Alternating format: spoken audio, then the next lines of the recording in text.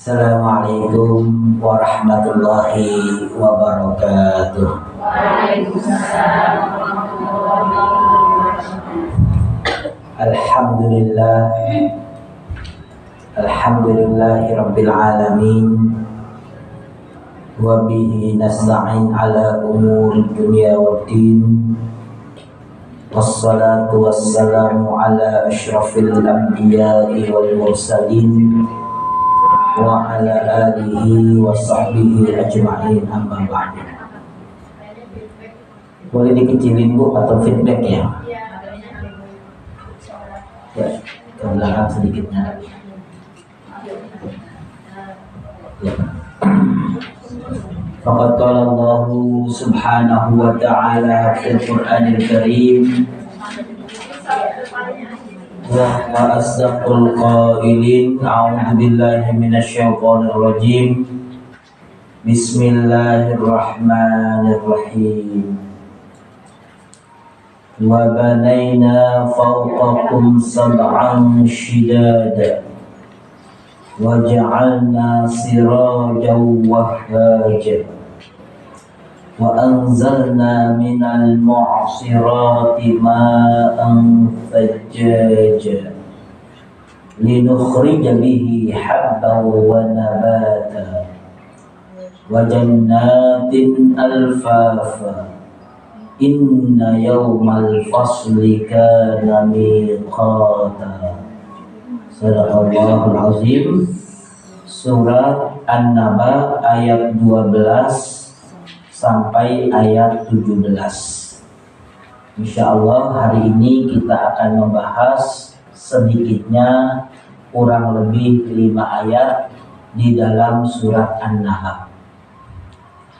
Ibu-ibu, para pengurus yang kami hormati, yang mudah-mudahan tetap istiqomah di jalan Allah Subhanahu wa taala, para hajah, para ustazah, dan seluruhnya saja yang hadir di majelis yang mulia ini, semoga kita senantiasa mendapatkan rahmat dari Allah Subhanahu wa taala, mendapatkan inayah maghfirah dari Allah Subhanahu wa taala, sehingga apa yang kita lakukan diterima oleh Allah Subhanahu wa taala menjadi amal soleh, dan semoga kita semua kelak mendapatkan ridha dari Allah Subhanahu wa taala dan tinggal bersama dengan orang-orang yang kita cintai di surga Allah Subhanahu wa taala.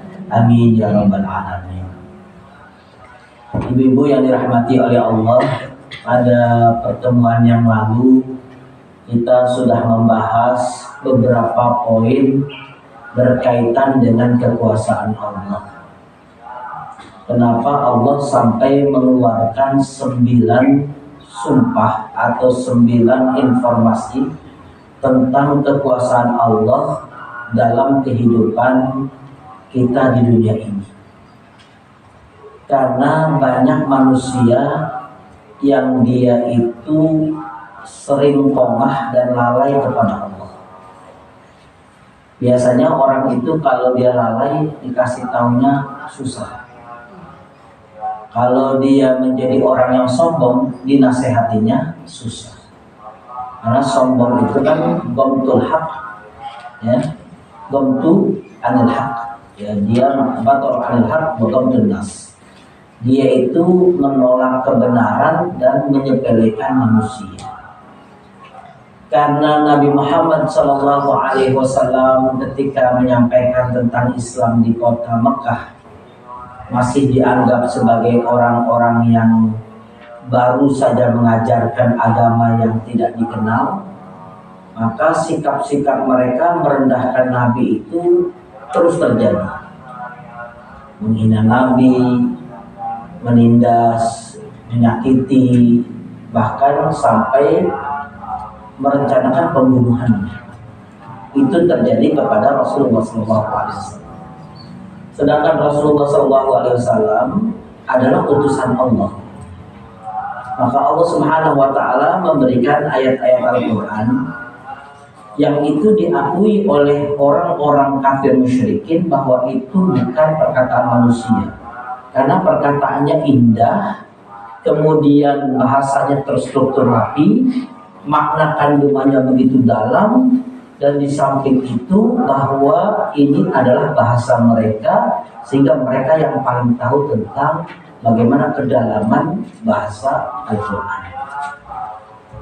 Nah, setiap informasi-informasi yang disampaikan oleh Allah Subhanahu wa Ta'ala di dalam Al-Quran itu bagi mereka sulit untuk membantahnya. Maka ketika kemudian ada ayat Al-Quran yang dibacakan oleh Rasulullah, mereka sesungguhnya menyadari bahwa apa yang disampaikan itu adalah kebenaran. Tapi karena kesombongan tadi, karena kealfaan dan kelalaian tadi, sehingga semua yang diinformasikan kepada mereka, mereka tolak mentah-mentah. Maka itulah kemudian Allah Subhanahu wa Ta'ala berbicara dengan alamnya, dengan ciptaannya.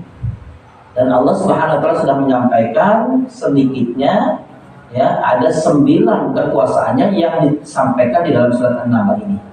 Dan kemarin kita sudah membahas sedikitnya ada 3 atau 4 berkaitan dengan kekuasaan Allah yang Allah hadirkan dalam kehidupan kita sehari-hari. Yang pertama, ya ini saya ulang dulu ke belakang ya, karena ini dari kemarin di tengah jalan. Ya. Jadi dimulai itu dari ayat ke-6 ya, dari surat An-Naba, itu kekuasaan Allah. Yang pertama, alam naj'alil arda mihada. Tidakkah kami yang telah menjadikan bumi itu terhampar? Jadi manusia di dunia ini yang merasakan bumi itu terhampar, itu hamparannya karena kekuasaan Allah. Yang disebut hampar kemarin ya, hidup tenang, nyaman, dan tidak ada getaran, nyaris. Padahal kecepatan dari bumi ini 1600 km per jam. Nyaris tidak ada getaran. Kita lihat di ujung air itu tidak ada. Kalau kemarin ada kereta cepat yang 350 km, kemudian diletakkan air, mereka katakan nyaris tidak ada getaran dan sudah merasa hebat. Ini 1600 nyaris tidak ada getaran. Jadi kita lihat semua seakan-akan berada pada posisinya. Padahal ini bumi. Kenapa kemudian menjadi sedemikian semutnya, menjadi begitu lembutnya getaran bumi ini? Karena yang menggerakkannya adalah yang Maha Kuasa. Jadi kita ini sebenarnya berada di atas bumi yang berputar sedemikian kencangnya, tapi kita bisa merasakan ketenangan di dalamnya karena Allah Subhanahu wa Ta'ala yang telah membuatnya dengan segala kehebatan.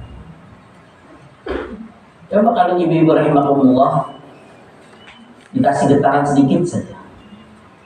Ya, jadi kalau ada gempa 3,4 gitu ya, yang masih kecil-kecil, itu kadang-kadang lagi nyetrika juga lompat, ya, lagi nyuci juga lompat. Padahal getarannya, bagaimana yang contohnya 7, ya, magnitudo itu apa? 7 getarannya. Orang seperti orang bingung. Jadi Allah Subhanahu wa Ta'ala ingin menyampaikan kepada kita bumi yang terhampar begitu nyamannya itu karena kekuasaan Allah. Kalau Allah ingin menggoyangnya sedikit saja, bagi Allah sangat mudah. Maka ada ayat berkaitan dengan zilzal. Para sahabat itu ketika diturunkan surat Az-Zalzalah, banyak di antara sahabat yang bertanya, ya Rasulullah, zilzal itu apa? Karena kota Mekah ini kan disebut Ummul Qura. Idza zulzilatil ardu zilzalaha. Jadi kota Mekah itu kan sebutannya Ummul Qura. Kenapa disebut Ummul Qura? Jadi kota Mekah itu adalah induknya bumi di dunia. Kalau Qura itu kan artinya jamak dari Qaryah. Qaryah itu kampung. Jadi Ummul Qura itu induknya kampung-kampung di dunia. Selain orang-orang datang ke sana karena ingin mengunjungi Baitullah, jadi seakan-akan menjadi poros. Ternyata buminya itu adalah bumi terkeras. Makanya ketika kita melihat di belakang hotel Darut Tauhid Intercontinental, kalau yang dari Ajian dari Hafair, ya, biasanya kita kan ada yang nginepnya dari hotel Darut Tauhid ke belakang itu. Itu dulu yang sekarang menjadi hotel-hotel elit, itu dulu Jabal Umar. Makanya sekarang ada namanya Pondok Jabal Umar, Hotel Jabal Umar. Itu persis di belakang dari Tauhid Interkontinental. Itu dulu bukit. Waktu saya masih bujangan, saya berangkat haji itu bukit. Jadi kalau saya bengong nggak ada kerjaan karena waktu itu belum punya istri, jadi kalau haji bengong saya nonton itu sore saya tonton. Itu ternyata cara untuk menghancurkan batu itu sangat sulit sekali. Jadi pakai mobil besar terus kemudian dihancurkan, ya. Itu sulit sekali, lama sekali, ya. Beberapa tahun kemudian saya berangkat haji lagi, itu masih belum selesai itu Jabal Umar, padahal bukitnya nggak besar.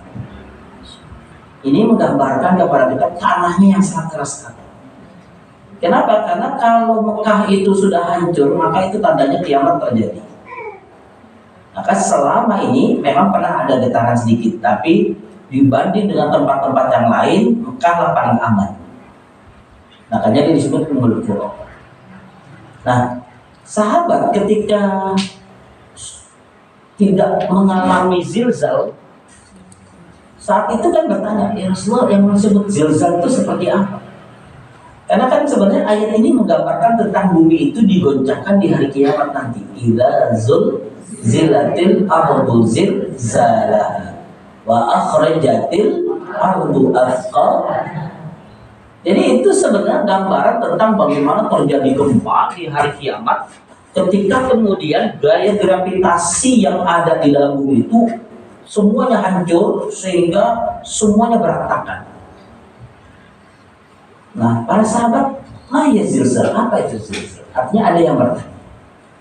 Dan kemudian kalau sekarang kita tanya, tahukah di antara kita, adakah di antara kita yang tidak tahu apa itu gempa? Mungkin semua dari kita tahu karena kita pernah mengalaminya. Nah, kalau sahabat berbeda, tahukah di antara mereka apa itu zilzal? Hampir sebagian besar tidak tahu karena mereka saat itu tidak mengalami zilzal pada zaman Rasulullah SAW. Ya, jadi ini menggambarkan bahwa sesungguhnya bumi ini adalah bumi yang Allah hamparkan dan sangat stabil dan sangat smooth gerakannya, sehingga apapun yang kita rasakan sekarang ini adalah karena kekuasaan Allah. Kemudian yang kedua, kemarin yang kita bicarakan apa? Wal jibal autada, gunung-gunung sebagai pasak. Jadi bagi ibu-ibu yang kemarin masuk, sifatnya itu mereview, ya, menguatkan kembali. Ya, bagi yang kemarin mungkin berhalangan hadir, maka kesempatannya sekarang untuk menuliskan bagaimana tentang kekuasaan-kekuasaan Allah Subhanahu wa Ta'ala yang ada di dalam surat An-Nahl. Jadi untuk membuktikan kehebatan Allah, Allah menceritakan tentang wal jibala autada, dan Allah Subhanahu wa Ta'ala menjadikan gunung-gunung sebagai pasak.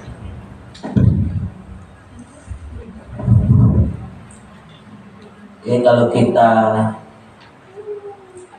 tidak melihat ada pasak di bumi ini, maka keseimbangan bumi ini akan goyah. Maka Allah ciptakan pasak. Pasaknya itu adalah kita kalau pergi ke tenda camping itu karena kita butuh pasak. Pasak kita itu kecil, mungkin hanya besi atau mungkin bambu kita masukkan untuk menjaga stabilitas dari tendanya. Bumi ini yang sebesar ini butuh pasak.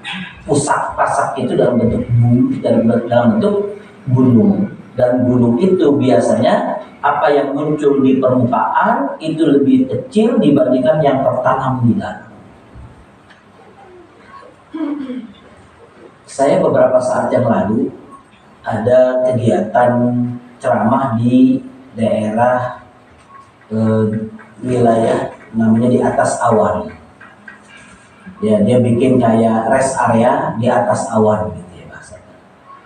Itu dekat dengan pegunungan Dieng.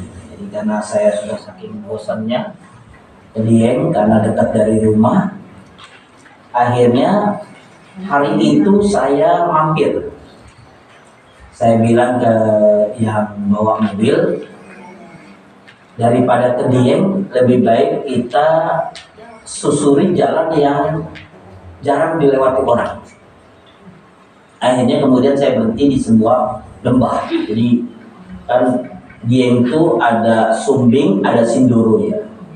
Ada Gunung Sindoro itu di daerah Dieng. Di sana ya cukup dingin lah, kadang-kadang 12, kadang-kadang 10. Karena tadi saya katakan saya saking seringnya, terus kemudian disuruh ceramah di sana pagi-pagi. Jadi saya masuk ke sungai. Jadi ternyata saya lihat retakan tanah itu panjang sekali ke dalam. Dan setiap dari letakan tanah itu ternyata ada lapisan-lapisannya. Jadi jenis-jenis tanah itu bermacam-macam.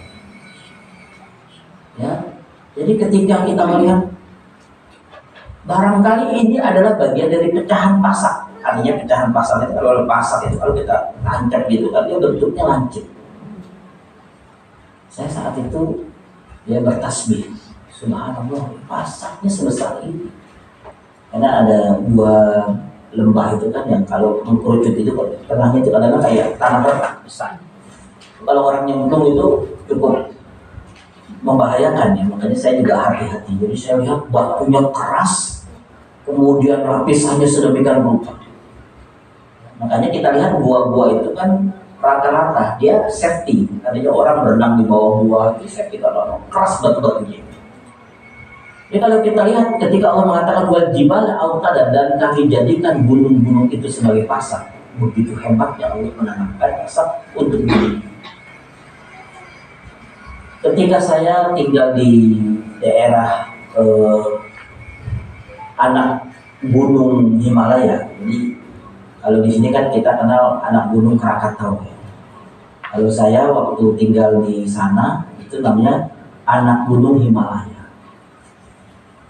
Kemudian setelah saya naik ke atas, saya bilang ini gunung ujungnya di mana? Ternyata dia tidak ada ujungnya, dalam artian sepanjang mata memandang itu dari atas sana itu terus pegunungan sampai tidak kelihatan mana ujungnya. Kemudian saya tanya orang penduduk di situ, ini sebenarnya bukit-bukit dan gunung ini namanya apa? Dia menyampaikan ini namanya Dominico Hills, artinya sebuah gunung yang dikasih nama Dominico.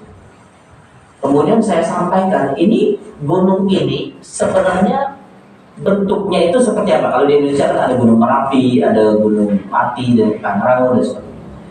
Dia bilang ini adalah anak gunung Himalaya. Jadi gunung Himalaya itu anaknya itu panjang sekali gitu. Saya hitung, ini ribuan kilometer jarak anak gunungnya. Jadi ketika Allah menciptakan gunung itu, masya Allah, ya, kita tidak bisa membayangkan bagaimana kehebatan Allah menjadikan setiap gunung-gunung di atas muka bumi ini dia menjadi pasak untuk bumi agar kita bisa menikmati kestabilan kita di atas muka bumi. Makanya ketika ada sesuatu yang sekiranya bisa memberatkan dari pasak itu, ada yang Allah letuskan sehingga seimbang. Itu cara Allah menjaga pasak-pasak yang diciptakannya, yaitu gunung-gunung. Kemudian yang ketiga, kemarin kita sudah bahas juga wa khalaqnakum azwaja. Ya, ini disebut pasangan. Pasangan itu kemarin banyak ya. Ada warna, ada suku, ada jenis, macam-macam ya. Itu sudah kita bahas yang ketiga. Kemudian yang keempat yang sudah kita bahas juga adalah wa ja'alna naumakum subata. Allah Subhanahu wa taala telah menjadikan tidur kita ini sebagai waktu istirahat. Subata itu istirahat. Makanya orang Yahudi itu hari Sabtu itu adalah hari mereka beribadah, tidak boleh beraktivitas apa-apa. Itu Sabtu, Subat, hari di mana menenangkan diri. Maka Allah Subhanahu wa taala jadikan tidur kita itu sebagai Subat, tempat di mana kita menenangkan diri. Maka kalau kita contohnya melanggar waktu tidur kita, itu bisa kehilangan keseimbangan kita. Sehari 24 jam tidur cuma 1,5 jam, kepala pusing. Karena apa? Hilang keseimbangan kita. Karena Allah yang menciptakan tidur itu sebagai waktu kita untuk beristirahat. Dan ketika kita beristirahat sesuai dengan kebutuhan kita, maka hidup kita akan seimbang. Yang kelima, wa ja'alna al-laila libasa, dan kami telah menjadikan malam hari waktu untuk berpakaian. Artinya waktu privasi, untuk bisa menggunakan pakaian kita semau kita. Kenapa? Karena di waktu malam inilah manusia yang lainnya tidur, sehingga kita pun akan melaksanakan aktivitas sesuai dengan kebutuhan kita. Kemudian wa ja'alna an-nahara ma'asya, dan kami telah menjadikan waktu siang sebagai waktu bekerja. Makanya kita punya semangat, punya keringat itu di waktu siang. Dan Allah sudah memberikannya kepada kita. Berarti kalau kita lihat dari 6 ciptaan Allah ini, pertama bumi, yang kedua gunung, yang ketiga pasangan hidup kita, yang keempat tidur kita atau istirahat kita, yang kelima waktu malam kita, privasi kita, dan yang ketujuh adalah waktu kerja kita. Itu sudah Allah fasilitasi semua. Kalau Allah yang bisa menciptakan semua itu, apakah bagi Allah sulit untuk menghidupkan orang yang sudah mati? Padahal kita sudah mati setiap malam. Karena tidur itu nisful maut. Tidur itu setengah dari kematian kita. Kita udah tidur itu kadang-kadang kalau yang kupluk gitu ya, yang mau ada suara petir juga tidur aja dia. Ya, gebluk ya. Jadi kalau sudah tidur ya sudah. Ya, mau ada gempa, bahkan ada orang tidur itu udah sampai tenggelam itu ranjangnya dia masih tidur. Ya, jadi tetangga saya itu di Jakarta itu memang rumahnya di pinggir sungai.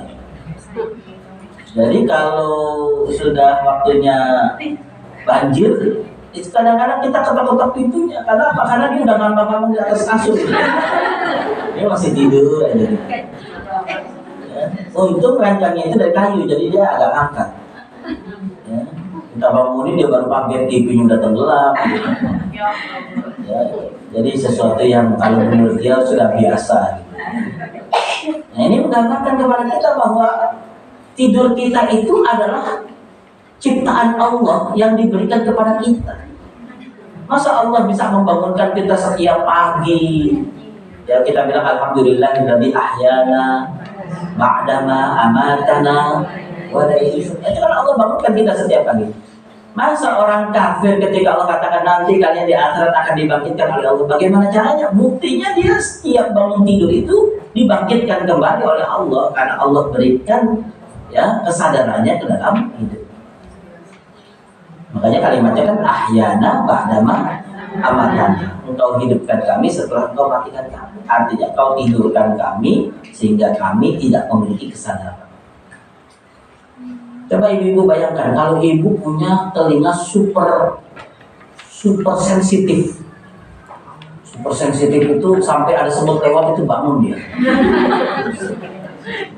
Itu dipastikan hidupnya susah. Karena apa? Karena dunia ini nggak pernah diam. Apalagi yang rumahnya di pinggir kereta api. Jadi ini menggambarkan kepada kita bahwa kekuasaan Allah itu begitu hebat. Sampai orang ada yang rumahnya di samping rel kereta api, sampai gentengnya sering kena rel kereta apinya, itu masih bisa tidur aja. Karena apa? Karena di situ yang Allah sampaikan bahwa Allah lah yang telah menjadikan tidur kami itu sebagai istirahat. Nah, inilah pembahasan yang sudah kita bahas pada pertemuan yang lalu. Hari ini kita mulai masuk ke dalam dalil yang ke-7. Jadi saya sampaikan ada berapa? Ada 9 dalil untuk menjelaskan kekuasaan Allah Subhanahu wa ta'ala. Ibu-ibu yang dirahmati oleh Allah, kalau kita punya hati bersih, kalau kita punya hati senantiasa kita jaga, maka apapun yang diinformasikan oleh Allah itu daya tangkapnya cepat. Allah katakan ini, oh iya ya Allah. Allah perintahkan ini, kerjakan ya Allah. Allah larang ini, baik saya tinggalkan. Itu kalau hatinya peka dan cepat. Tapi kan tidak semua orang memiliki kepekaan hati. Sehingga tadi saya katakan bahwa Allah harus menampilkan kehebatannya, kekuasaannya sedemikian rupa untuk meyakinkan bahwa dunia ini adalah milik Allah semata. Dan sebenarnya kebutuhannya adalah agar mereka sadar hidup di dunia dan mereka mempersiapkan dirinya sebagai hamba Allah yang taat kepada Allah, memakmurkan bumi ini karena manusia itu sebagai khalifah. Kemudian ketika dia meninggal dunia dalam kondisi husnul khatimah dan dia menjalani semuanya dengan baik sehingga dia masuk menjadi penghuni jannahnya Allah. Kan sebenarnya itu. Hidup kita sebenarnya itu, Bu. Cuma banyak yang neko-neko gitu. Ya Allah, saya gak mau ke surga, saya mau mampir dulu ke tempat karaoke. Kan gitu kan. Allah padahal sudah siapkan itu. Ya Allah, ya, kau sudah siapkan makanan yang halal. Saya mau nyobain dulu makanan yang haram-haram sedikit. Ya. Artinya bahwa kadang-kadang di dalam kehidupan kita ini ada aja perasaan ingin nyimpang-nyimpang gitu. Ingin keluar dari jalur gitu. Ibu-ibu bisa bayangkan kalau kereta 350 km per jam, kemudian dia tergelincir dari rel kereta api, kira-kira apa yang terjadi? Rumah orang hancur semua kalau itu kena rumah kan. Ya, 300 lagi lari, keluar rel, harusnya belok kanan dia lurus. Ya, masuk ke pegunungan hancur. Ya. Kapal Sukhoi yang dulu pernah nabrak Gunung Salak aja orangnya tidak berbentuk. Ada jamaah saya, dia bilang, Pak Ustadz, jangan lupa ya pengajian besok malam Jumat di masjid saya. Oke. Kemudian setelah itu dia menyampaikan, jangan lupa kalau saya lupa mengabarkan, Ustadz datang aja. Nah, setelah selesai diinformasikan, saya bilang iya. Nah, ketika menjelang hari hanya beberapa saat saya WA, kok tidak nyambung-nyambung. Kemudian saya tanya tetangganya, Ustaz belum tahu, Bapak itu kan korban Sukhoi. Jadi dia sebenarnya punya bos, dia wakil direktur, ini namanya udah ajal Bu ya. Jadi pas mau berangkat, bosnya sakit perut. Kata bosnya, aduh I'm stomach, ya, saya sakit perut. Coba kamu gantikan. Dia punya Vision itu apa perusahaan pelayanan di penerbangan. Kemudian dia bilang, gimana Pak? Nanti saya pakai pesawat yang selanjutnya saja kalau memang ada uji coba lagi. Sudah akhirnya dia masuk. Nah, ketika dia masuk, nah itulah terjadi kan, nabrak gunung Salak. Nah, malamnya ketika beliau datang ke rumah, saya juga datang. Maksudnya petinya datang ke rumah. Ya, kemudian istrinya minta dibukakan, nggak boleh. Minta saya suruh bukakan. Ustaz aja lah yang wakilin saya kalau memang nggak boleh. Saya juga tanya kenapa nggak boleh. Ustaz itu sebenarnya nggak utuh katanya. Jadi sudah tidak utuh. Jadi mungkin dari identifikasi kan ada tangannya, ada iman. Jadi susah, nggak akan kelihatan juga. Ya sudah kalau gitu, petinya mendingan dipaku aja. Jadi buat kita nggak merasa. Artinya bahwa dengan satu kerusakan saja, ya itu bisa menghancurkan sedemikian rupa. Ya. Nah ini menggambarkan kepada kita bahwa kalau manusia keluar jalur itu resikonya besar. Nah kita kaitannya dengan individu kita. Kalau kita salah jalan, kaitannya di akhirat, hisaban kita, mizan kita, di padang mahsyar kita, itu yang menjadi masalah. Di padang mahsyar saja kalau kita lihat di dalam hadis kan, orang yang dibangkitkan di dalam padang mahsyar kan cuma dua yang memiliki cahaya wajah yang cerah, terus kemudian yang biasa. Selebihnya ada yang buta, ada yang wajahnya binatang, ada wajahnya anjing, ada kera, ada yang jalannya pakai kepala, kakinya di atas. Itu kan bentuk dari orang yang sempat nyasar di dunia sampai kemudian tersesat di akhirat. Jadi sebenarnya Allah Subhanahu wa taala memberikan kepada kita, meyakinkan ini kekuasaan Allah, ini adalah kehebatan Allah. Tujuannya agar kita itu benar-benar tunduk kepada Allah. Ya, kita itu kadang-kadang kalau melanggar lalu lintas, ya, kadang-kadang kita marahin polisinya. Wah, pokoknya saya gini. Ibu tahu nggak siapa saya? Contohnya gitu polisinya bilang. Saya tuh lihat bintang saya, bintang 2. Saya bisa memenjarakan ibu, contohnya. Artinya kadang-kadang kita dengan digertak oleh manusia saja, itu ciut hati kita. Ya, orang negara-negara lain digertak sama Amerika ciut juga, tapi Palestina nggak ciut. Ya, jadi artinya bahwa kalau manusia yang takut kepada Allah, dia pasti berani kepada manusia. Tapi manusia yang takut kepada manusia dalam artian takut yang sesungguhnya, ada kemungkinan dia tidak tahu Allah atau tidak takut kepada Allah. Nah, ini menggambarkan kepada kita bahwa di dunia ini karena yang atur Allah, yang punya akhirat Allah, karena Allah katakan dalam surat Al-Fatihah, Maliki Yaumiddin. Dialah raja pada hari pembalasan. Jadi karena Allah raja pada hari pembalasan, sekarang kalian di dunia hiduplah berdasarkan titah raja Malikul Mulk yang memiliki kerajaan yang hebat, Allah. Kalau kita di dunia ini taat kepada Allah, akhirat kita tenang-tenang saja. Kenapa? Karena Allah melihat kita meninggal dalam kondisi bertakwa, husnul khotimah.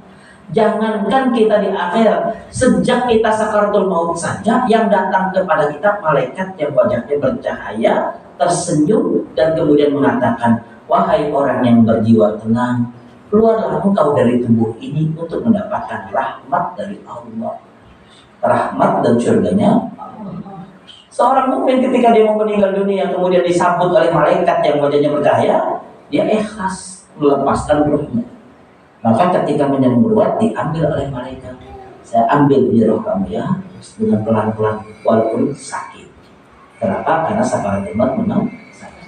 Tapi sakitnya ini terobati dengan beberapa hal. Yang pertama, karena rindu kepada Allah. Sesakit-sakitnya selama bisa bertemu dengan Allah nggak apa-apa. Sesakit-sakitnya asal masuk surga nggak apa-apa. Sesakit-sakitnya ketika ditampilkan bagaimana indahnya surganya Allah, kan disebut dengan Yuromak adahu. Nanti di saat kita sakaratul maut, tempat nanti kita berlabuh di akhir, itu ditampilkan sinopsis sedikit saja. Maka kalau pemandangan itu indah sekali, di akhir dari proses kematian kita bisa menyubing senyum di ujungnya. Karena kan itu sudah di sini. Kalau udah di sini berarti sudah tidak lagi manfaat bertobat. Orang kalau rohnya sudah yuwarhir, itu sudah tidak lagi ada manfaatnya bertobat. Jadi kalau dia orang soleh, sudah sampai sini selamat dia kalau dia mengucapkan kalimat thayyibah. Atau sebaliknya, ketika dia sampai di sini belum tobat-tobat, itu seperti Firaun ketika tenggelam. Dia mengatakan amantu bi Rabbi Musa, sedangkan rohnya sudah di sini, maka Allah tidak terima tobat. Nah, kalau kemudian ketika yuqadir rohnya kemudian ditampilkan keindahan akhirat dengan taman yang indah, maka kita menyembing senyum. Tapi kalau yang dilihat adalah sesuatu yang mengerikan, nerakanya Allah dengan sinopsisnya, maka wajah ini seperti orang yang alisnya mengkerut, wajahnya seperti menyesal dan takut. Itu saya perhatikan orang-orang kafir itu kalau meninggal kan biasanya sebelum misa atau setelah misa karena tetangga kadang-kadang saya datang, saya lihat gitu. Kalau dari bawah ganteng, pakai sepatu, pakai ini apa namanya celana yang bagus, pakai jam tangan Rolex gitu, pakai jas warnanya merah, wah bagus. Pas lihat wajahnya mengerikan juga. Kenapa? Karena menyiratkan rasa takut, rasa penyesalan yang tinggi. Berbeda dengan orang mukmin yang kita lihat semuanya putih karena kain kapan. Tapi setelah dilihat wajahnya, masya Allah, ini tidur atau meninggal? Ya, ini menggambarkan kepada kita bahwa Allah lah yang akan mengatur hidup kita asal kita taat kepada Allah.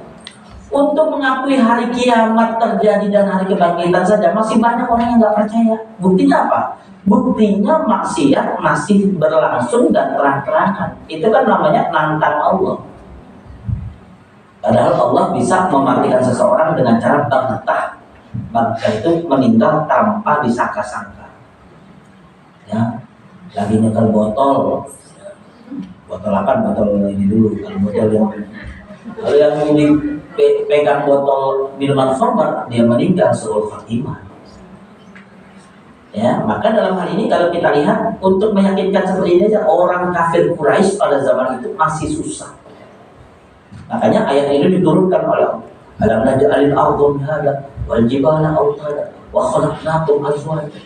Masih tetap saja banyak di antara mereka yang tidak meyakini. Nah, ini menggambarkan kepada kita, ibu-ibu yang dirahmati oleh Allah, ayat-ayat ini kan sudah yakin kita yakini. Jadi ini sifatnya hanya menambahkan ketebalan iman. Ya Allah, Kau yang punya langit, Kau yang punya bumi, Kau yang menggerakkannya, Kau yang menjadikan aku tidur, Kau yang menjadikan kami berpasang-pasangan, Kau yang telah menciptakan dunia ini dengan warna-warni yang begitu indah. Jadi kita itu hanya bertasbih kepada Allah setiap saat ini. Tapi kalau kita ingat kepada Allah, apapun yang kita lihat ini tidak ada sedikit pun menambahkan kualitas iman kita kepada Allah. Bahkan sampai orang yang kita cintai dia meninggal dunia ketika kita tidak beriman kepada Allah, kematiannya tidak menjadi pelajaran buat kita. Ya, atau dia yang nanti ya ketemu di akhirat, ketemu di mana, di neraka kan? Ya, kan sama-sama kafir nih katanya kan? Dia bilang nanti ketemu ya di alam yang akan datang. Kalau dalam kacamata kita dia meninggal dalam kondisi su'ul khotimah, tempatnya di neraka. Bukan kita menghukumi dia, tapi secara klasifikasi kalau orang tidak beriman kepada Allah maka tempatnya adalah neraka. Kenapa? Karena Maliki Yaumiddin dialah yang memiliki hari pembalasan. Maka pembalasan itu standarisasinya adalah Allah Subhanahu wa Ta'ala. Ya, jadi kehidupan kematian itu kenapa perlu untuk kita letakkan di dalam diri kita biar jadi rik. Mau makan enak, wah, sudah sampai 3 piring, lanjutnya nih, wah, ingat akhirat nanti ditanya ini kan. Jadi apapun yang kita lakukan itu harus ada remnya, sehingga kita bisa menjadikan apa yang kita lakukan itu harus kita pertanggungjawabkan nanti di akhirat di hadapan Allah. Sehingga manusia tidak hidup semena-mena. Seperti Israel sekarang semena-mena. Dia mau nembak apa aja boleh kayaknya. Nggak ada yang larang. Nembak rumah sakit, ya dilarang, boleh aja, buktinya nggak ada. Kalau ibarat kita itu ada polisi dunia, orang kayak gitu udah ditangkap. Tapi buktinya kan nggak ada yang menangkap dan malah dibela. Kan ini menggambarkan kepada kita orang-orang yang seperti ini tidak pernah menghitung-hitung hidup dan mati seseorang. Sedangkan orang-orang yang meninggal dalam kondisi peperangan seperti ini, mereka dalam kondisi syuhada.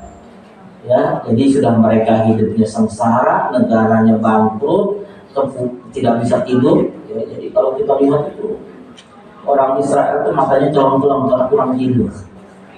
Ya, pejuang-pejuang itu senyum-senyum aja dia meninggal.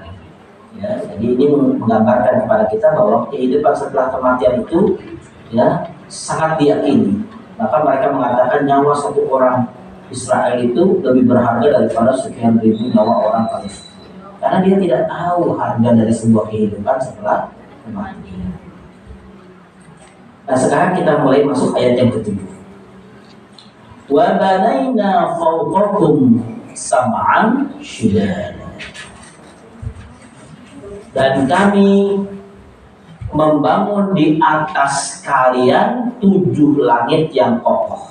Wa banaina fawqakum, dan kami telah membangun fawqakum di atas kalian sam'an shidada, 7 lapis langit yang sangat kokoh. Dan ini dalil yang berapa? Dalil yang ke-7. Coba lihat langit, di manakah ada tiangnya? Kita tidak temukan. Tapi Allah Subhanahu wa Ta'ala sangat mengetahui tentang ciptaan. Ibu-ibu pernah tidak lihat ada, kalau dulu bahasanya itu besi berani, sekarang itu namanya magnet. Jadi magnet itu ada, kalau yang dia bertentangan dideketin jauh, dia deketin jauh lagi, deketin jauh. Tapi kalau dia yang gagah, dideketin nempel dia. Itu besi berani ya. Saya dulu kalau ngambil magnet itu di radio itu biasa ada soundnya. Nah ujung sound itu kadang-kadang sudah ada besi berani, saya suka main. Jadi kalau Allah Subhanahu wa Ta'ala ingin menciptakan langit, kita ini tidak melihat ada satupun yang patok di langit itu. Ini daerah sini, ini daerah sini, nggak ada. Tapi Allah mengatakannya wabanaina, dan kami telah bangun. Yang namanya bangunan itu, Bu, yang namanya bangunan itu ada fondasinya, ada tiangnya, ada gentengnya, dan ada temboknya biasanya. Nah Allah juga mengatakan langit ini juga aku bangun, kata Allah, dan itu letaknya di atas kalian. Dan kita sampai hari ini belum bisa melihat langit dan tinggal di atas sana. Kita itu baru ada contohnya orang manusia itu sampai ke bumi. Kemarin Elon Musk iseng-iseng mau bikin properti di Mars, ya, iseng dia, ya. Untuk jalannya aja itu seandainya dia ke atas pulang balik itu butuh sekitar 10 miliar biaya tiketnya. Di properti di Mars nyari penyakit. Ya, karena dianggap wah bumi ini udah terlalu sempit, kita harus pergi ke tempat yang lain. Kan kalau kita pikir mereka sebenarnya mau ngapain gitu. Ya, dulu ada satu mahasiswi di Jepang waktu saya ngisi kajian online.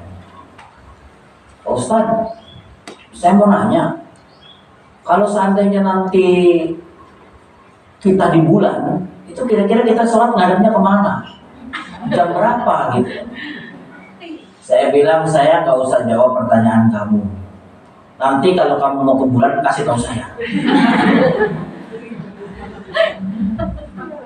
Ya. Jadi kadang-kadang orang mengada-ngada gitu.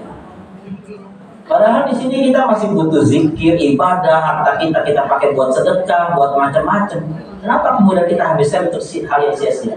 Kenapa? Karena Allah Subhanahu wa Ta'ala menyampaikan kepada kita bahwa tidak mungkin kita bisa sampai ke langit. Makanya ketika kita mendengar tentang Isra Mi'rajnya Nabi, itu kan dikawal oleh malaikat Jibril. Itu setiap langit itu kan diketok pintunya.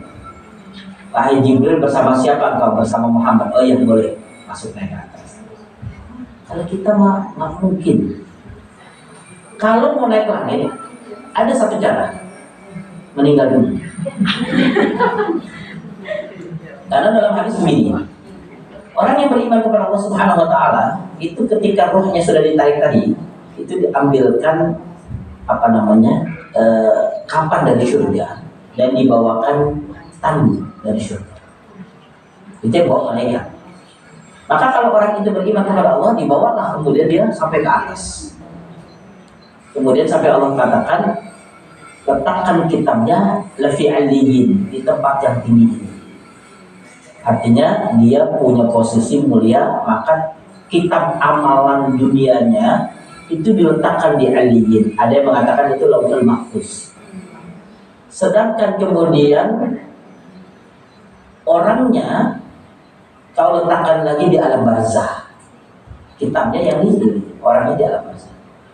Itu kalau dalam bahasa riwayatnya, bahwa setiap langit yang dikawal oleh para malaikat itu mengatakan salamun ala fulan bin fulan, salamun ala fulan bin fulan. Artinya ketika kita meninggal dunia, kemudian ruh kita keluar, saat itu tubuh kita mewangi. Kalau kita husnul khotimah, tubuh yang mewangi itu tercium oleh para malaikat di langit. Maka setiap kita melintas ke atas sampai ke tempat di mana Allah katakan tadi, letakkan kitabnya di alien, orang yang masukkan ke dalam alam barzah. Dalam proses naiknya itu malaikat manggil nama kita. Salamun alaiki fulana binti fulana, salamun alaiki fulana binti fulana. Tipti, kalian kamu baunya wangi sekali, seterusnya. Nah itu dalam perjalanan untuk menuju ke langit. Kalau masih hidup, nggak bisa mau ke langit. Karena apa ya? Memang kita nggak punya kendaraan untuk ke atas. Nah, ini menggambarkan kepada kita bahwa kekuasaan Allah itu sampai hari ini belum terjangkau oleh kita. Jangankan untuk langit yang paling rendah, untuk planet-planetnya saja yang ada itu kita tidak bisa jangkau. Kemampuan kita itu hanya pada planet terdekat, yaitu bulan. Ada yang ibu pernah jalan-jalan ke Pluto atau ke planet yang lain gitu? Tidak ada kan? Jadi dulu Imam Asy-Syaukani, seorang ulama, di dalam tafsirnya Fathul Qadir mengatakan sab'us samawat itu adalah 7 lapis dalam bentuk yang kita kenal dengan lapisan ozon. Nah, apa itu? Atmosfer. Ibu pernah belajar belum? Atmosfer, atmosfer. Pokoknya itu ada 7 lapis. Itu menurut Imam Syaukani yang disebut 7 lapis langit itu. Karena apa? Karena waktu itu mufasir belum tahu bagaimana teknologi untuk mengintip langit. Sekarang kita sudah punya bosra, ternyata masih belum ketemu juga. Maksudnya sampai orang-orang barat itu mengatakan dark zone, daerah gelap yang tidak bisa dijangkau. Dan Allah mengatakan padahal bangunan itu Allah ciptakan begitu hebatnya di atas kalian. Fauqakum sab'an syidad. Kalau Allah yang memiliki penguasaan sampai langit berlapis-lapis sedemikian rupa, apakah bagi Allah sulit untuk menghidupkan mati kita setelah meninggal hidup lagi? Tidak sulit sama sekali. Makanya kemudian Allah Subhanahu wa taala ya bertanya kepada manusia ya bahwa antum asyaddu khalqan amis sama'u banaha. Sebenarnya menciptakan kamu itu dengan menciptakan langit masih susah yang mana? Kalau manusia ini kan kalau kita shoot dari atas kecil sekali. Manusia di dalam bumi yang kecil seperti pasir. Apakah menciptakan kalian itu lebih sulit daripada Allah menciptakan langit? Menciptakan langit itu besarnya tidak ketulungan. Satu galaksi saja itu kan ada 300 miliar planet. Satu galaksi. Di alam ini ada ratusan miliar galaksi. Satu galaksinya ratusan miliar. Saya yakin ibu gak punya duit sebanyak itu. Jadi 300 miliar dikali 300 miliar dikali 300 miliar, itu duitnya. Allah gimana? Jadi ini menggambarkan kepada kita luasnya kekuasaan Allah seperti ini masih diragukan bisa menjadikan Allah menghidupkan orang yang sudah mati. Apalagi orang kafir itu kadang-kadang pertanyaannya juga terlalu dulu. Apa mungkin kita akan bisa dihidupkan kembali sedangkan tulang belulang kita sudah dimakan oleh ulat dan belatung? Ya, makanya kan ada kepercayaan mereka biar kita tidak harus bertanggung jawab di akhirat. Nah, cuk, nanti kalau aku sudah meninggal, tolong dikremasi. Nanti itu debunya kamu bawa ke Samudra Atlantik.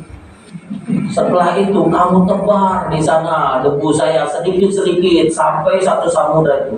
Biar Tuhan susah menciptakan saya kembali. Kan ada model keyakinan seperti itu. Ya. Jadi orang yang mengkremasi dirinya itu kan sebenarnya seakan-akan dia ingin menghilangkan jejaknya.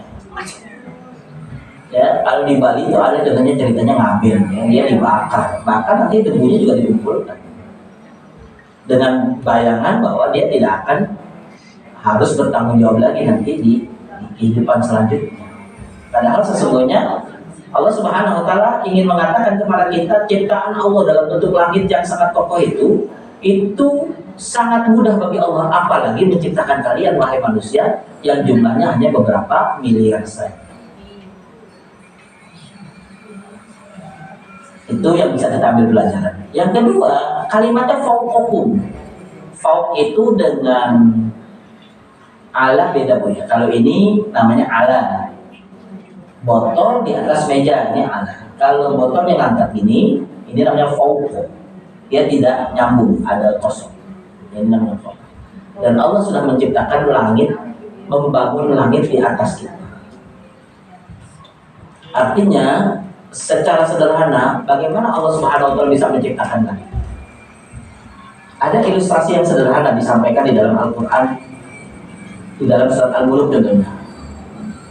Awalam yarau ila tayri fawqahum safatin wa yaqbidna ma yumsikuhunna illa. Kata Allah tuh burung itu bisa terbang. Ada burung yang bisa terbang itu memiliki kemampuan di atas udara mencapai 1.200 km kemampuannya untuk mengepakkan sayap. Karena dia kan kalau di tengah lautan kan susah mau mampir kemana. Ya, burung kan ada yang lintas samudra, lintas benua.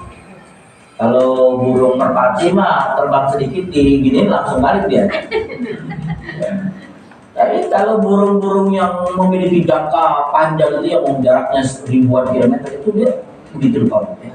Jadi gerakan sayapnya jarang tapi lama ya. Terus dia diam lagi. Dia masih tetap terbang. Sudah mulai turun sedikit ya pakan lagi. Itu sampai ribuan kilometer. Itu yang Allah katakan yang mengepakkan sayapnya itu siapa? Ma yumsikuhunna illa, tidak ada yang mengatur ini kepakan sayap kecuali Allah yang dengan kasih sayangnya. Kalau burung saja Allah Subhanahu wa taala bisa ciptakan, dia bisa terbang. Apakah bagi Allah sulit untuk menjadikan langit dia terbang di awang-awang? Bagi Allah sangatlah. Maka kalau kita lihat bahwa segala sesuatu yang Allah Subhanahu wa taala ciptakan, semua yang namanya tempat arah itu milik Allah. Mau di atas, mau di bawah, di samping kanan, mau di kiri, semuanya milik Allah. Di sini Allah mengatakan fauq. Kenapa? Karena bahasa fauq itu selalu konotasinya hebat, mulia, tinggi. Jadi makhluk Allah yang kamu lihat di atas begitu hebat langit aja itu Allah yang ciptakan. Dan kemudian Allah mengatakan sab'an, 7 lapis syidada yang kokoh. Ya, para ulama ada yang mengatakan sab'an itu makna hakiki. Hakiki itu artinya memang 7. Tapi ada ulama mengatakan kalau yang disebut sab'a itu artinya banyak sampai tidak terhitung, akhirnya disebut sab'a. Ya, kalau ibu-ibu contohnya ditanya, Bu, punya beras, punya berapa Bu? Segudang. Segudang itu berapa kan Bu? Wah, pokoknya segudang lah. Kadang-kadang saking banyaknya diungkapkan dengan satu kalimat yang orang membayangkan itu banyak. Ya, kalau kita tanya anak kecil habis lebaran, habis minta dapat uang dari tetangganya, dari keluarganya, Dek, sudah dapat uang? Banyak, berapa dek? 1 juta gitu. Padahal bisa jadi uangnya lebih dari 1 juta. Cuma untuk mengekspresikan banyak bagi dia itu 1 juta. Jadi kalimat-kalimat ini kadang-kadang menjadi majas juga. Artinya bahwa bisa saja Allah menciptakan berlapis-lapis, saking banyaknya. Tapi ada juga yang mengatakan memang 7 lapis. Karena sab'us samawatin wal aradin, ya, 7 lapis langit dan 7 lapis. Nah, kalau kita sudah melihat bahwa Allah yang maha berkuasa mengawasi kita dalam hidup ini, apa alasan kita untuk bermaksiat kepada Allah sedangkan Allah melihat kita? Pakai ini Bu HP. Ibu pernah punya HP nggak punya sinyal? Pernah kan Bu ya? Rasanya seperti di penjara. Mau nelfon suami, listrik sudah habis tokennya, sinyal nggak ada. Anggaplah sinyalnya ada, nggak ada pulsanya. Kayaknya perasaan kayaknya hidup kita sedih gitu kan. Padahal ibu-ibu rahimahumullah, kita ini selama ini berkomunikasi itu kan pakai frekuensi. Ada sekarang teknologi baru 5G. Dulu masih 4G setengah, sekarang udah 5G. Saya tuh 5G kan. Itu 5G itu bisa mengirim gambar itu sangat real gitu. Dulu kan suara dengan teknologi semakin ke depan tuh kayak orang ngobrol itu bisa dengan 5G itu. Asal teknologinya memadai. Jadi kayak orang kuliah gitu, terus kemudian dia punya teknologi 5G, dia ngobrol gitu, itu kayak hidup gitu kan. Kalau yang ibu lihat di film-film itu tiba-tiba ada orang muncul, selamat datang di hotel ini gitu ya, itu teknologi 5G bisa. Ya, itu real di sana. Dia kerjanya di rumah, di kamar dia, tapi dia kemudian punya teknologi itu, dia tampilkan di depan pintu hotel. Setiap orang datang, selamat datang kami. 5G itu bisa. Tapi semua teknologi itu kan pakai frekuensi. Frekuensi itu yang menciptakan Allah. Dan itu letaknya di bawah langit. Kalau kita memaksiat kepada Allah, ada. Maka di dalam frekuensi itu setiap bahasa kita itu direkam oleh Allah. Kita karunia sampai ini di frekuensi Allah itu terekam. Bagaimana mungkin kita bermaksiat kepada Allah, sedangkan Allah yang telah memberikan kepada kita fasilitas untuk itu. Ya, jadi ini menggambarkan kepada kita bahwa berbicara tentang langit itu tidak ada habis-habisnya. Karena apa? Karena ini menggambarkan bahwa kekuasaan Allah unlimited, dia tidak terbatas. Ya, bukan program unlimited ya. Jadi artinya kekuasaan Allah itu mencakup seluruh aspek kehidupan kita. Makanya nanti Bu di dalam kehidupan kita di Yaumul Mizan Bu ya, Yaumul Mizan itu Bu, kita ditampilkan audio visual double. Ibu pernah nggak lihat sinetron gini Bu? Contohnya nih mertua ketemu dengan mantunya. Ini saya nggak nonton sinetron, cuma ngarang-ngarang aja. Kalau emang kebetulan sama berarti sinetron dia mengikuti saya. Jadi ini mertua, itu mantu contohnya Bu ya. Terus kemudian mertuanya ya lihat mantunya. Kamu kapan datang? Assalamualaikum. Waalaikumsalam. Terus dia cium tangan nih mantu. Padahal saya lagi marah-marahnya sama kamu. Di dalam hati ngomongnya. Ya, awas ya, kalau seandainya kamu salah langsung saya langsung salahkan kamu. Maksudnya langsung saya buka di depannya. Itu dia ngomong. Pikirannya sempat ngomong juga. Gimana ya caranya untuk ya mengusir dia dari rumah ini? Contohnya Bu. Itu kan berlapis-lapis. Ada gerakan tubuh, senyum, tapi hati gerak, ini gerak. Kan di sinetron kan ada terjemahan begitu. Kalau di film-film yang lain di luar negeri nggak ada tuh. Di Indonesia aja yang udah. Batinnya itu direkam gitu Bu. Jadi Bu, itu ketika di padang mahsyar dia berhisab nanti, itu nanti Allah tampilkan itu. Jadi kan ketika kita dihisab itu kan adalah yang besar, itu kita. Fulana binti Fulana, hari Ahad tanggal 5 November jam 10:35. Wah, lagi hadir tentunya hadir di sini Bu, hadir gaya SQ, baca Quran, bertilawah. Setelah itu, daripada dengerin Ustaz, mendingan dipojokan. Contohnya gitu Bu ya, itu kerekam Bu. Apa yang ibu lakukan, apa yang ibu pikirkan, apa yang ibu rencanakan, itu semua ditampilkan. Aduh, nyesel seandainya saya benar aja niat saya dapat pahala di situ. Kenapa saya kemudian salah niat? Itu yang menjadikan kita sering nangis nanti di Yaumul Mizan. Di Yaumul Hisab. Ya Allah, padahal itu kalau saya niatnya benar aja, wah, kenapa saya pakai riak di situ? Kan kadang-kadang kita kan nggak sadar ini ya, kita berbuat itu kadang-kadang unsurnya macam-macam. Kadang kita nggak sadar, ya Allah, kenapa saya harus riak di sini sehingga amalan saya tidak ada nilai. Seandainya saya ikhlas ya, itu kan cuma sesuatu yang kita sesat. Ya, jadi ibu-ibu nih yang suka iseng komentarin orang, mulai sekarang direkam di foto di TV. Ada orang lagi keringatnya bau apa gitu. Contohnya gitu ya, Bu ya. Ini orang nggak mandi berapa bulan ini. Udah itu yang kayak gitu lewati aja. Kenapa? Karena itu kalau seandainya menjadi sebuah pemikiran yang mendalam, itu bisa menjadi catatan nanti yang menyesalkan.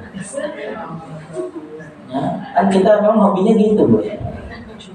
Saya kan waktu di Asia Selatan ketika belajar kan orangnya makanya bawang bombay. Bawang bombay itu kan digado gitu buat makan gitu kan. Ya, jadi mulutnya keringatnya tuh bombay ria kan gitu. Ya lama kelamaan akhirnya karena saya makan sendiri saya punya keringat, saya bilang sama aja kita sama dia. Jadi kita menghilangkan hal-hal negatif dalam hidup kita. Kenapa? Karena Allah memantau kita. Allah melihat kita. Karena apa? Karena Allah di atas. Dalam ayat ini Allah mengatakan wa banaina fawqakum sab'an. Jadi kalau di dalam surat Al-Mulk itu kan katakan amintum man fis sama. Jadi Allah Subhanahu wa taala menjelaskan bahwa Allah itu bisa melihat dan mengawasi kita. Kekuasaannya tidak terbatas. Maka kalau kita bisa curang ke kita di dalam kereta atau di dalam bis sleeper sendirian membuat maksiat, Allah tetap lihat. Kita lanjutkan. Wa ja'alna sirajan wahhaja. Oh ini kadang ada fokusnya ya, nggak apa-apa ya. Ibu lihat di dalam ustadznya masing-masing. Dan kami menjadikan pelita yang terang benderang atau matahari. Jadi yang keberapa Bu nih? Yang ke-8. Tadi yang ke-7. Jadi 7 itu bicara tentang langit. 8 kekuasaan Allah tentang matahari. Matahari itu Bu tidak pernah padam cahayanya. Yang terjadi itu ditutupi oleh awan tebal. Saya minggu lalu ceramah di Cugenang, Cianjur. Jadi ada pesantren yang dulu rubuh, kemudian dibangun lagi. Nah, ketika kemudian sudah jadi, saya diundang ceramah di sana. Waktu ceramah itu dari jam 9 sampai jam 11, mirip kayak gitu. Tapi di tengah lapangan terbuka, Bu. Saat itu matahari lagi genit-genitnya, jadi nyorot gitu, panas sekali Bu. Wah, saya kira masya Allah ini matahari seakan-akan nyubit dia kan, nyubit-nyubit gitu. Sampai keringetan. Ya, jadi bahasanya apa ya saya? Artinya matahari itu ketika begitu rupa sampai membuat kita tuh keringetan, terus kemudian gatal. Akhirnya saya berdoa, ya Allah, mudah-mudahan pas saya ceramah, ya mataharinya ditutup sebentar. Saya dalam hati saya pengen ceramah 25 menit. Tapi ternyata ceramah saya kebablasan 30 menit, lewat 5 menit. 25 menit itu alhamdulillah Allah kasih awannya tebal, lewat, mataharinya ditutup. Saya ceramah, pas sudah kelewatan, mulai panas lagi, udah kebablasan waktunya. Langsung saya stop, karena saya bilang saya cuma butuh 25 menit untuk menyampaikan. Tapi terasa memang sejuk waktu itu ya. Jadi ketika mendung, matahari itu tidak pudar cahayanya. Tapi dalam hal ini, awanlah yang menjadikan cahaya matahari itu kurang untuk menyinari kita. Seperti sekarang ini kan kita, padahal kalau mataharinya ini kelihatan betul, itu panas sekali.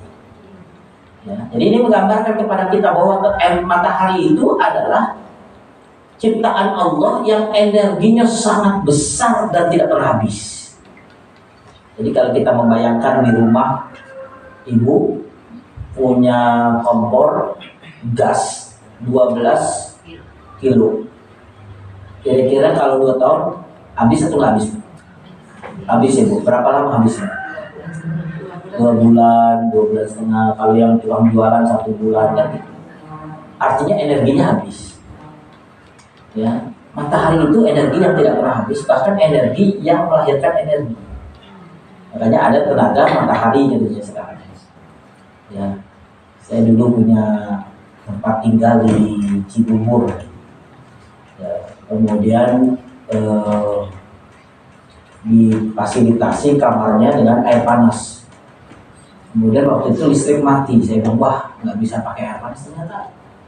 Terus saya tanya kepada yang memberikan tempat ke saya, ini kok lampu nggak mati terus kemudian air panas? Oh itu pakai tenaga surya.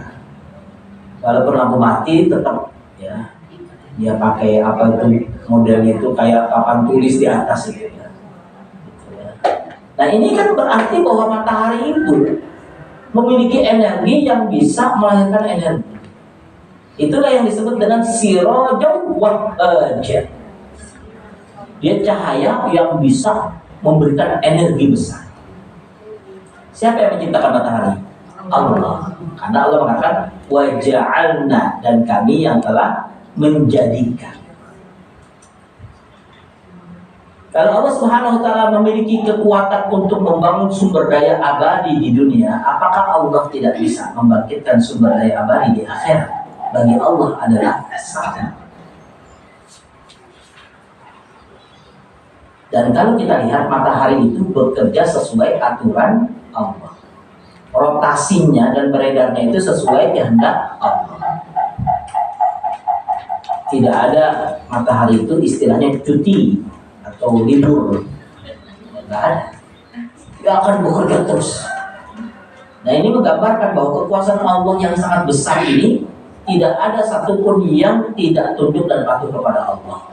Hanya manusialah yang sering ingkar terhadap kekuasaan Allah dan aturan Allah Subhanahu.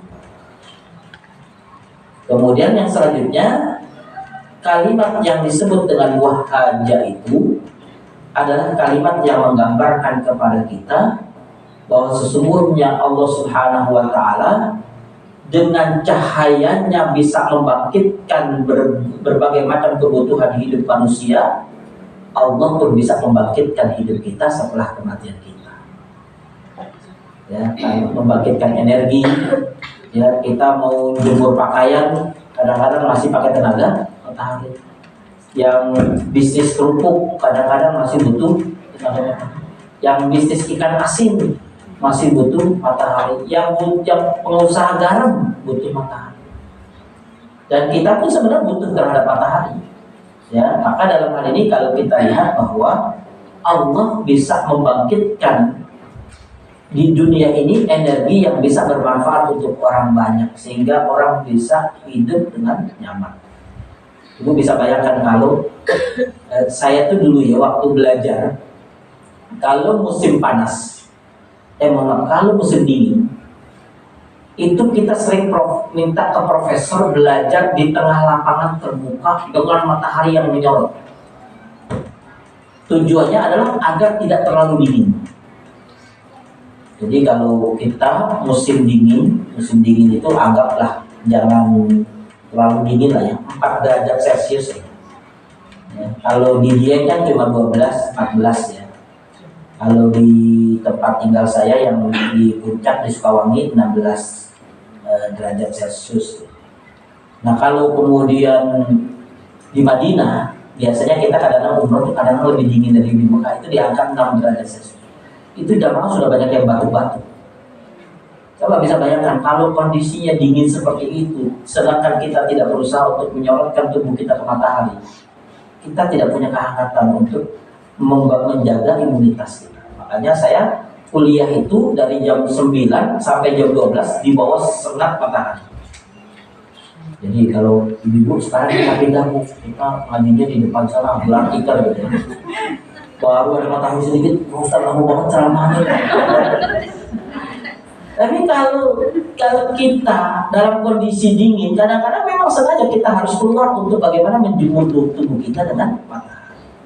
Nah ini artinya bahwa fungsi matahari itu sangat banyak. Bahkan orang banyak yang meninggal dunia karena tidak mendapatkan sinar. Kemudian selanjutnya ayat yang ke-13 14 loh ya. Wa anzalna minal mu'sirati ma'an sajjaja, dan kami menjadikan pelita dan dan kami turunkan dari awan air hujan yang tercurah dengan lebatnya. Itu Bu ya. Wa anzalna minal mu'sirati ma'an fajjaja, dan kami turunkan dari awan air hujan yang tercurah dengan hebat. Jadi mu'sirat itu Bu, orang mengartikan ya, ada yang mengartikan itu rih, ada yang mengartikan itu sahab. Ar-rih itu artinya angin, as-sahab itu artinya awan. Jadi Allah Subhanahu wa taala menurunkan air disebabkan karena awan. Allah menurunkan air hujan bisa karena angin. Jadi dua pendapat ulama ini memang berbeda pendapatnya, tapi dua-duanya keterkaitan sebenarnya. Cuma kalau kita melihat contohnya gini Bu, ada mendung, sudah sangat mendung sekali, tapi airnya nggak turun-turun. Ada yang kelihatannya cerah, tiba-tiba air turun, hujan. Nah itu yang menjadikan perbedaan pendapat ulama yang mengatakan bahwa Allah Subhanahu wa taala menurunkan air hujan itu asalnya karena ada awan yang terkena angin, kemudian dia jatuh. Kemudian ada juga ya yang mengatakan bahwa memang awanlah yang menampung air yang Allah Subhanahu wa taala ambil dari laut dan kemudian dibawa oleh angin ke atas, maka jatuhlah. Tapi pada hakikatnya kita hari ini merasakan hujan itu ada anginnya, ada awannya, dan ada airnya. Dan itulah rahasia kenapa Allah memberikan kepada kita air hujan yang mencukupi kebutuhan kita. Walaupun di akhir zaman ini, Ibu rahimahullah, air hujan ini memiliki pengaruh. Air kita itu punya pengaruh.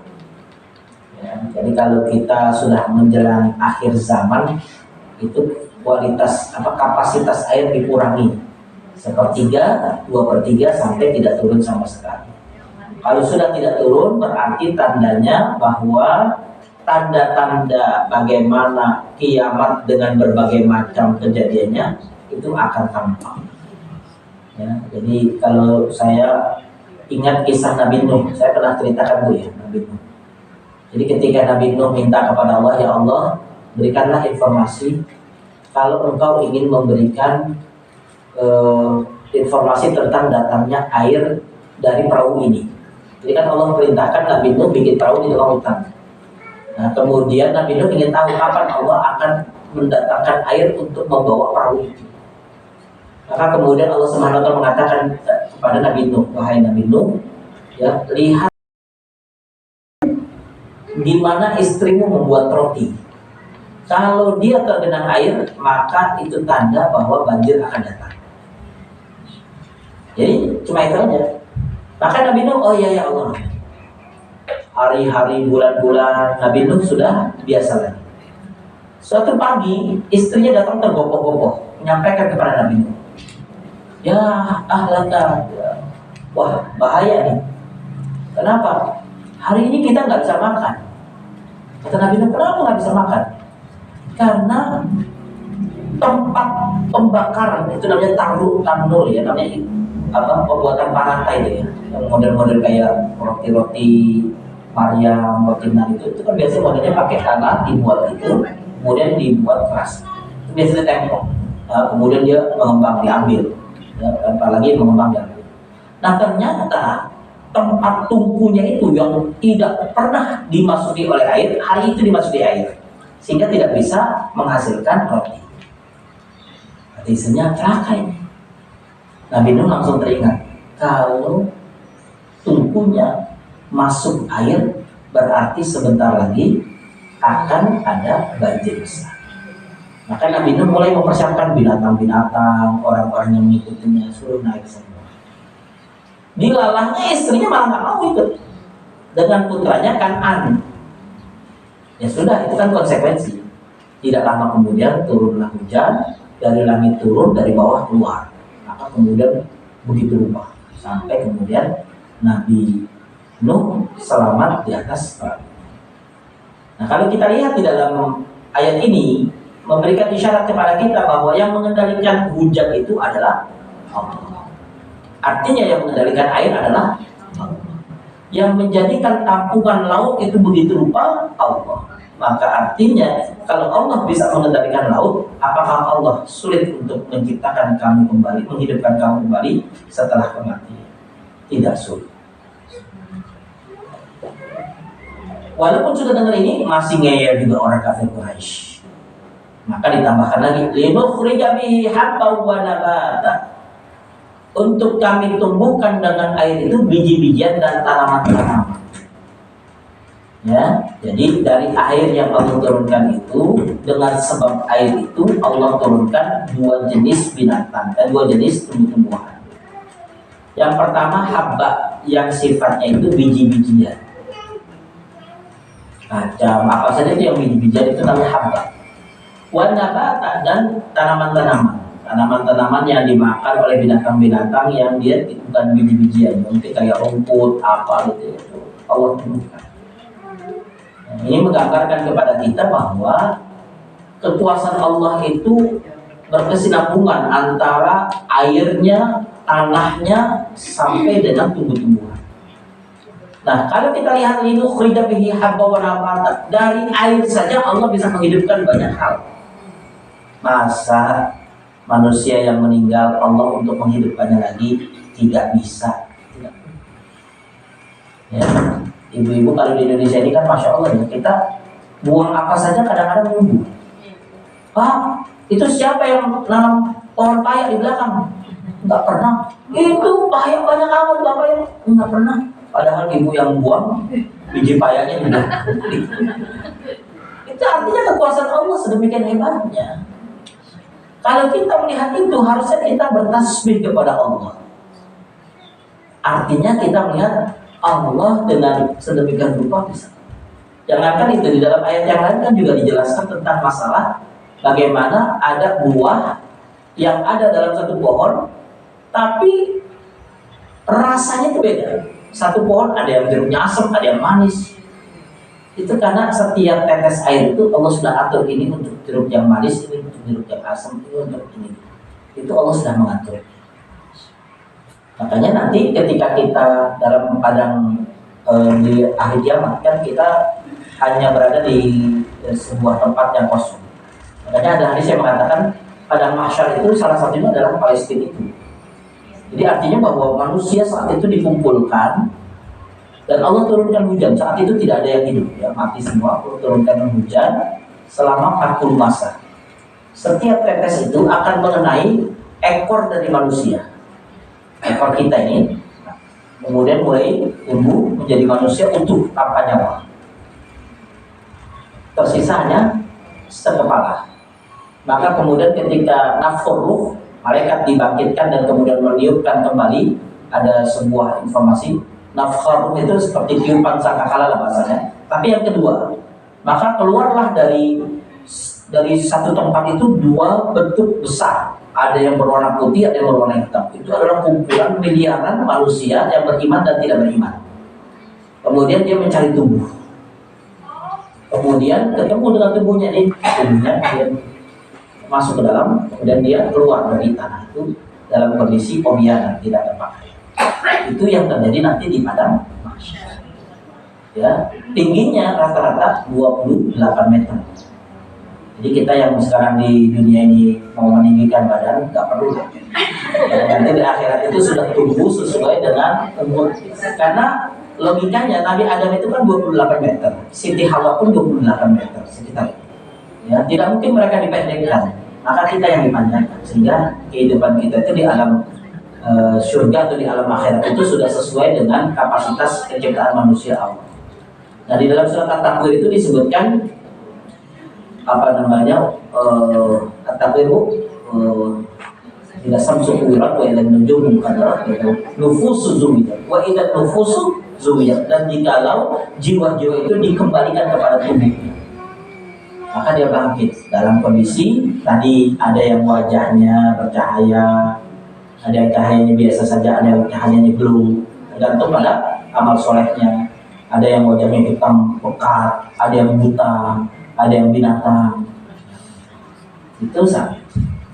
Nah, ini menggambarkan kepada kita bahwa kalau Allah Subhanahu wa taala bisa menghidupkan berbagai macam tumbuh-tumbuhan dengan air, Allah juga nanti akan menghidupkan kita dengan air yang Allah turunkan untuk seluruh manusia yang pernah hidup.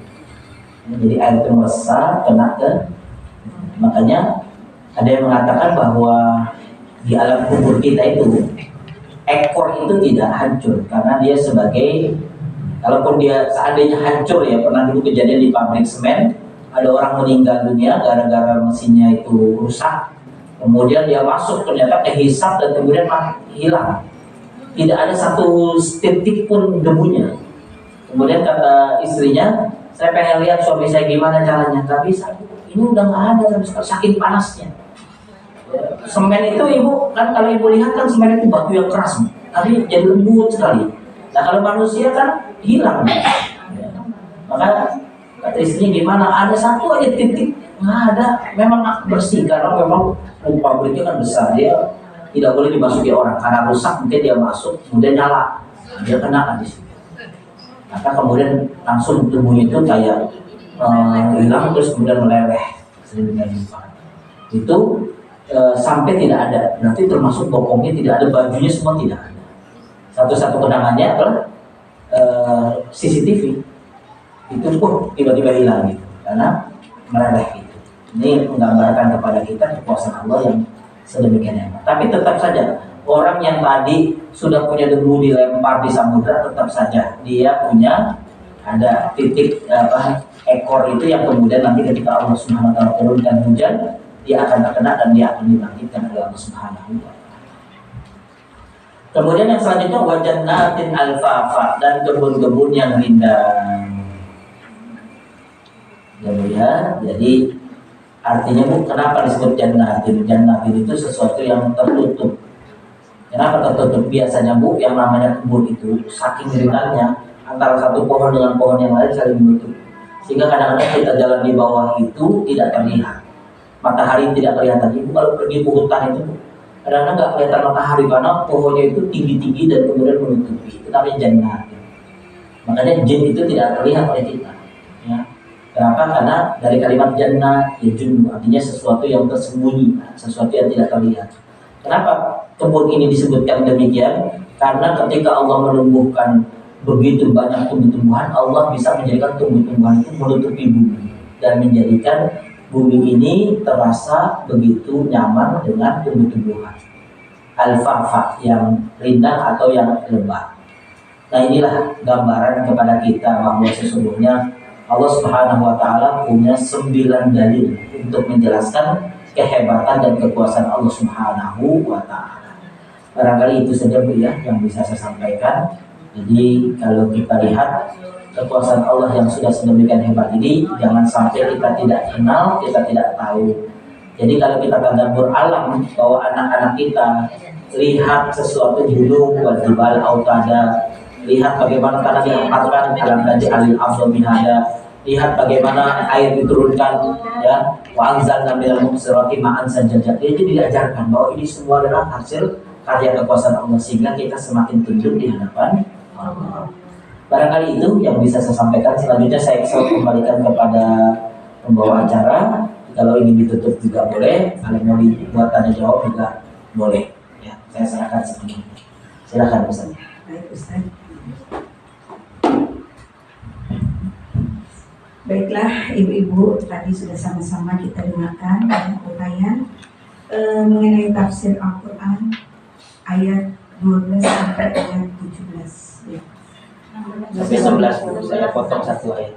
Iya, Biar nanti 16 ya. angle-nya nanti ke belakang gitu. Mohon maaf. Ibu sekalian, ya tadi bisa kita simpulkan bahwa tidak ada yang sulit bagi Allah, ya. Bahkan untuk menciptakan bumi dan berbagai macam isinya serta mengatur manusia dalam kehidupannya itu adalah mudah bagi Allah. Bahkan untuk menghidupkan manusia dari kematiannya juga adalah mudah bagi Allah. Jadi tidak ada alasan bagi kita untuk tidak taat dan tunduk kepada Allah. Hanya kepada Allah kita akan dikembalikan. Semoga kita nanti dikembalikan dalam keadaan husnul khotimah. Amin ya rabbal alamin. Untuk sesi berikutnya, Ustadz, ya, kami sediakan sesi tanya jawab bagi ibu-ibu yang ingin bertanya atau ingin uraian lebih jelas lagi dari Ustadz. Mungkin bagaimana Ustadz kita bagi atau langsung saja? Boleh, silakan Ibu bagi, terserah Ibu mau dibagi dulu atau mau dilangsungkan sesuai dengan kondisi dari. Baik ya, agar memudahkan mungkin sesi pertama saya akan persilahkan dua penanya ya. Mungkin nanti akan Ustadz jawab dulu. Apabila masih ada lagi tambahan, kami akan buka sesi berikutnya. Kami persilahkan kepada ibu-ibu yang ingin bertanya langsung kepada Ustadz.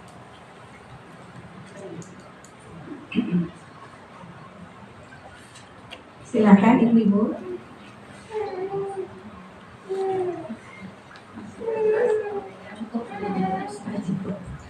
Mohon maaf Ustaz, kalau saya boleh bertanya ada ini. Tadi yang terakhir itu Ustaz membahas sedikit mengenai jin ya Ustaz ya. Seperti tadi yang diuraikan bahwa jin itu adalah makhluk gaib ya Ustaz. Ya. Berarti kalau gaib itu tidak bisa kita lihat dan tidak bisa mungkin ya kita rasakan, kita raba ya dan lain sebagainya. Tapi ada beberapa hal yang saya agak apa ya namanya ya pernah gitu, ada orang yang berkata bahwa saya pernah melihat jin dengan berbagai rupa. Misalnya saya pernah penampakan seperti ini dan seperti itu. Menurut Ustaz itu bagaimana? Sementara kan di dalam Al-Quran dijelaskan bahwa jin itu gaib. Tapi kalau misalnya masih bisa dilihat atau bisa dirasakan, atau bahkan ada orang yang menikah dengan jin katanya ya Ustaz ya. Bagaimana itu kegaibannya itu? Itu mohon penjelasan.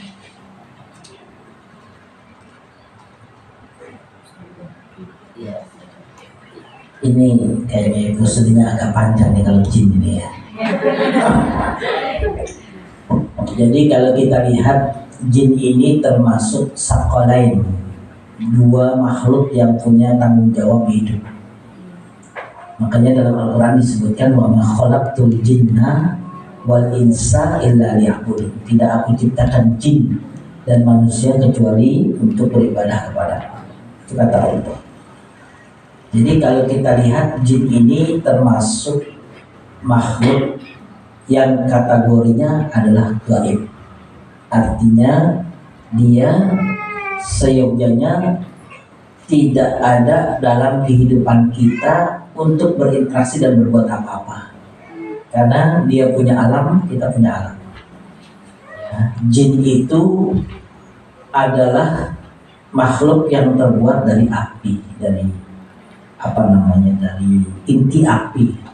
Sedangkan kita itu diciptakan dari tanah. Sehingga kedua ini tidak mungkin bisa menampakkan dirinya secara umumnya. Walaupun ada yang diberikan kekhususan, seperti Nabi Muhammad ditampakkan kepadanya malaikat Jibril, itu pengkhususan. Atau seperti jin melihat kita, walaupun kita tidak melihat jin. Jadi jin itu selalu melihat kita. Kalau bacanya nggak pakai bismillah, dia ikut nimbrung di situ. Kalau ada orang yang bacanya pakai bismillah, dia nggak bisa nimbrung. Dia nungguin sisa-sisa tulang-tulang yang dibuang, itu dia baru makan. Itu jin. Jadi jin itu bisa melihat kita, kita tidak bisa melihat jin. Kenapa? Karena namanya jin itu tertutup. Jadi itu salah satu ujian bagi kita. Walaupun dalam hal ini kita yakin bahwa mereka ada. Dan di jin itu ada yang muslim, ada yang kafir. Artinya dia sama seperti manusia. Cuma dalam hal ini kita tidak diperbolehkan untuk berinteraksi kepada mereka. Dulu memang ketika Rasulullah pernah ditinggalkan oleh manusia ketika berdakwah di Mekah, itu yang ikut sholat Rasulullah di malam hari itu adalah jin. Jadi ketika Masa menyebutkan waladhdallin yang ikut jin. Makanya di situ ada suratul jin menceritakan tentang segerombolan jin yang masuk Islam. Artinya jin itu juga punya keyakinan dan ibadah.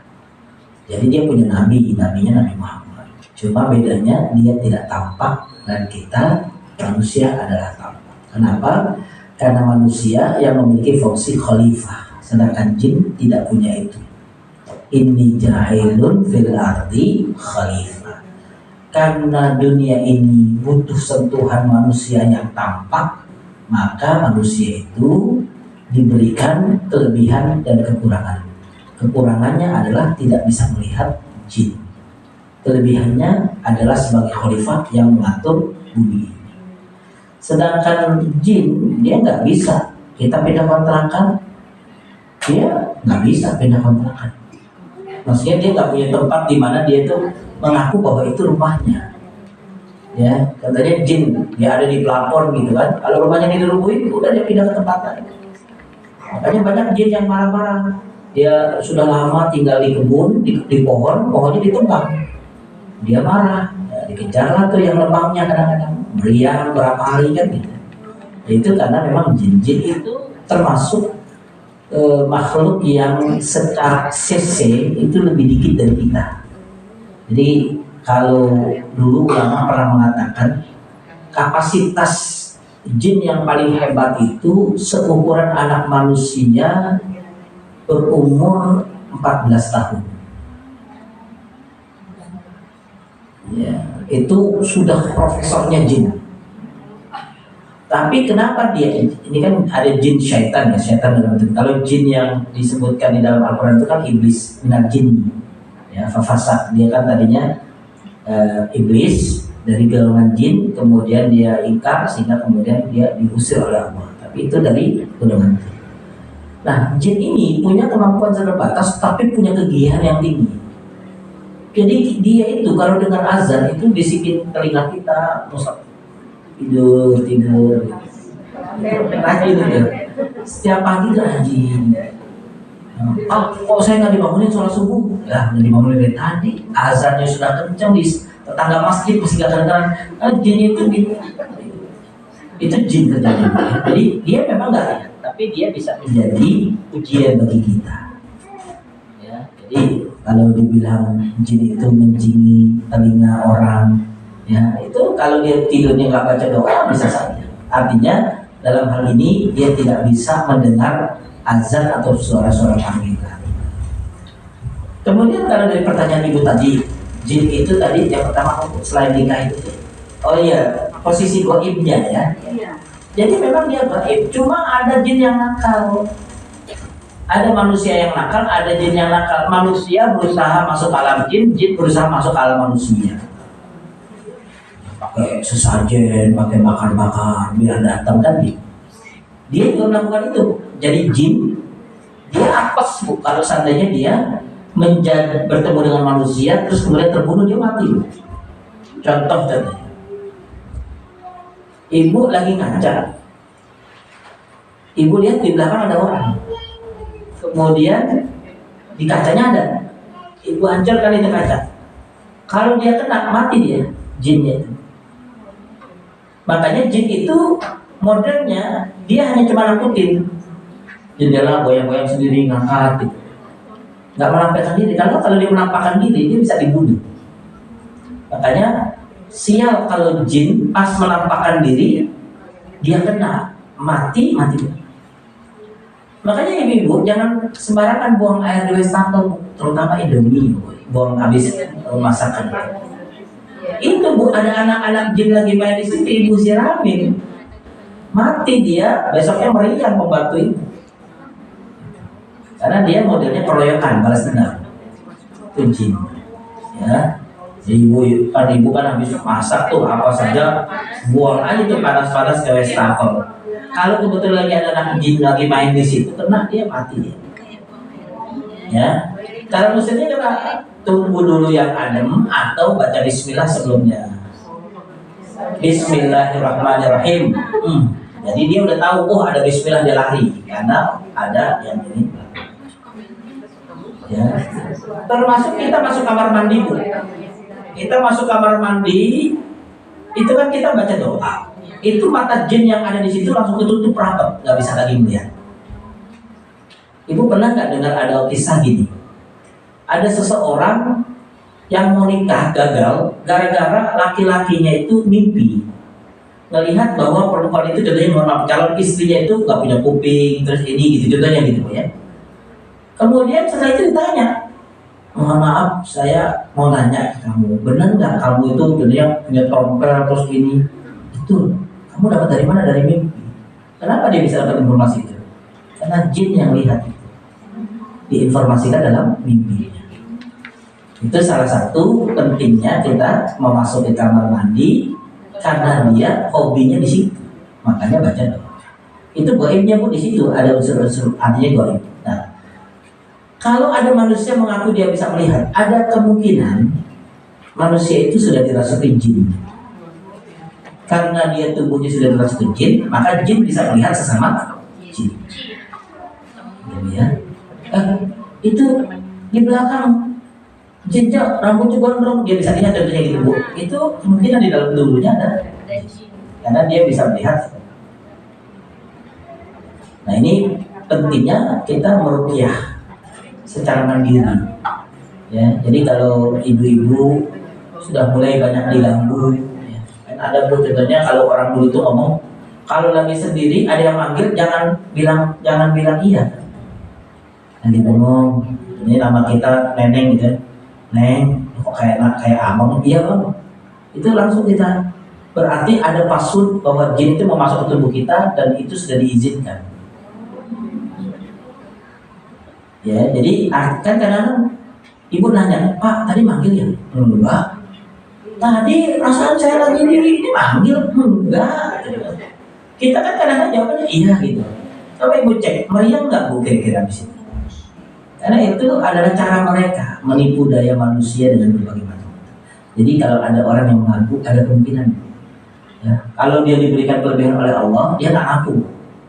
Jadi dia bisa melihat jin, Allah kasih dia. Dia nggak ngaku bahwa saya bisa melihat jin.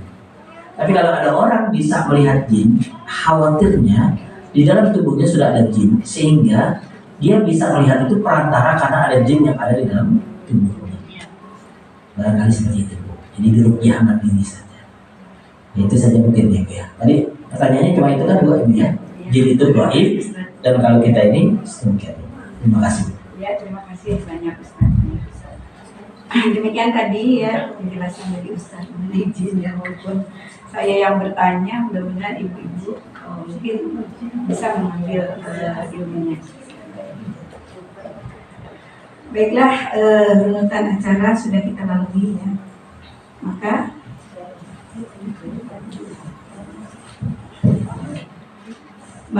kita akan tutup ya acara kita ini dengan doa yang insya Allah akan dipimpin oleh Ustaz ya Ustaz. Ya maka kami persilakan untuk memimpin doa. Ibu-ibu yang dirahmati oleh Allah, mari kita berdoa sebagaimana yang disampaikan tadi oleh moderator atau pembawa acara bahwa acara sudah selesai agar menjadikan keberkahan bagi kita semua, agar menjadikan kemudahan bagi kita semua. Mari kita berdoa kepada Allah. Mudah-mudahan dari doa-doa kita ini ada yang dikabulkan oleh Allah Subhanahu wa taala sehingga kehidupan kita jalani penuh dengan kesabaran, keikhlasan dan kemudahan, dan mudah-mudahan diterima oleh Allah Subhanahu wa taala. Allahumma shalli ala Muhammad wa ala sahabati Rasulillah ajma'in walhamdulillahi rabbil alamin. Hamdan hamidin, hamdan syakirin, hamdan yuwafi ni'amahu wa yukafi'u mazidah. Ya Rabbana lakal hamdu wa liwajhikal karim wa azim sultanik. Rabbana taqabbal minna innaka antas sami'ul alim. Rabbana zalamna anfusana wa in lam taghfir lana wa tarhamna lanakunanna minal khasirin. Rabbana la tuzigh qulubana ba'da idh hadaytana wa hab lana min ladunka rahmah innaka antal wahhab.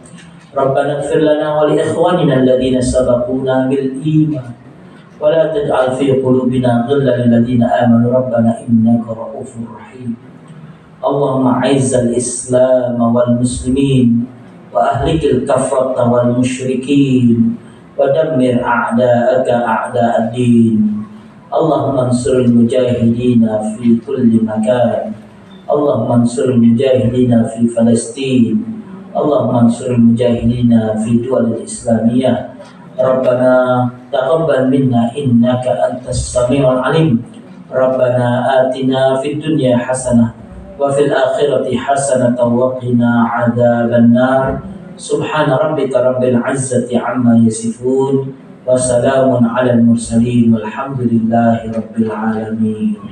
Assalamualaikum warahmatullahi wabarakatuh.